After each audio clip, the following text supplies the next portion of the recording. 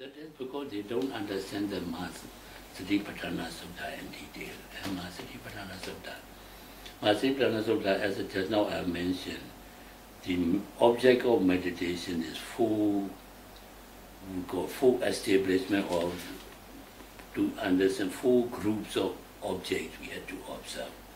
One is Kaya Nupassana. Paliwa Kaya means physical or material phenomena, or simple what is so-called is body or bodily phenomena. Kaya Vedana means feeling or sensation. Citta means mind. And Dhamma means mental object. So Kaya Nupassana means physical phenomena. So that includes anapanas. And Kaya Nupassana, Buddha divided into 14 subdivisions, 1 4. One is anapanasati. Anapanasati is in-breath, out-breath. So in-breath, out-breath can be identified at the entry of the nose. When the air goes in with in-breath, it touches either the upper lip, if you can catch upper lip, or at the opening of the nose, or they call it tip of the nose. Actually, tip of the nose is here, you cannot feel the air. What is meant is opening of the nose when they enter breath. It should be opening of the nose, going in and out, watching. So this is subtle, and for most people it's difficult to appreciate it. So that's why Mahasi gave this is very gross form of movement up and down. With so also it is anapana. One thing is, and due to in-breath, out-breath, when you breathe in, like you blow air into a balloon, the balloon gets distant.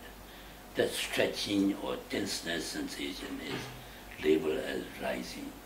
And when we breathe out, it becomes relaxed and collapse. When you squeeze out the air, the balloon collapses, like the abdomen collapse. So distension and collapsing, distension and collapsing, and that is what's called rising and falling. So it is conducive in Satipatthana Sutta Kaya Nupassana. The first subdivision is Anapana. Anapana, and that amounts to noting Anapana. One thing is. Then, and Dhatu Manasikara Bhava, contemplation on the 4 gross elements of Mahabhuta, great primaries, Pathavi or earth element, water or Apo Dhatu or water element, then Tejo Dhatu or heat element, and Vayu Dhatu or wind element. Vayu Dhatu is element of motion. Rising, falling is you are observing the element of motion. It is Vayu Dhatu or wind element. But in both ways it tallies with the teaching in Satipatthana Sutta.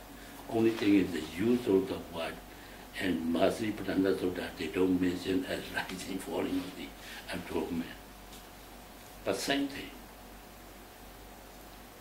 And this is not also the absolute. This is, we give as a primary object in sitting meditation. But you have to take up other objects as they arise also. Like when you hear a sound, not hearing. And when you feel pain and aches, you must know pain with sensations. This Vedana Nupassana, Dhamma Nupassana, and when the thoughts, and we are distracted by wandering mind, and noting the Citta Nupassana, all come under these Satipatthana Sutta. Only that word people are trying to make mole out of a mountain out of a mole.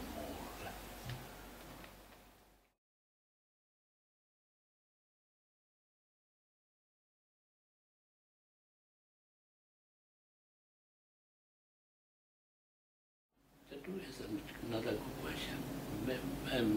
Yogi and Myanmar, they are usually obedient and respect the teacher. Respect means here not that they just respect the teacher, but I think they are influenced by, because they are more open and they come into contact with other countries or foreign countries much longer time than Burma. Burma, we don't have much foreign contact, much. So usually we are very obedient and respectful to the teachers, both worldly teachers as well as the spiritual teachers, what we call Sayadaws or bhikkhus or monks. So they always, almost always, or almost everybody, they strictly follow the instruction given by the teacher. Like in business world, there is a saying, customer is always right. They never argue or they never think. You are not a good businessman will never argue with a customer who's right or wrong. The thing is to sell the goods. So also in Burma, we take it our senior Sayadaws or teachers or monks as always right. So we absolutely follow the instruction given by. So that is easy to teach, and we find more progress in Burmese yogis than here. Here, as I said, to my opinion, they are exposed to the foreign countries. So from young, I think in school, they are encouraged to inquire or question the lessons or the things they encounter. So also in meditation, they usually not follow strictly to the teacher's advice.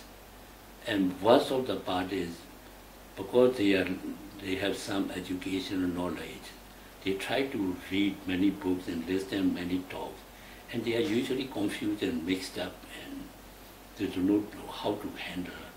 And even if we give instruction, it is very hard for them to follow or correct their own habits. As you know, is our human nature, it is difficult for us to mend the bad habits which we have accustomed to.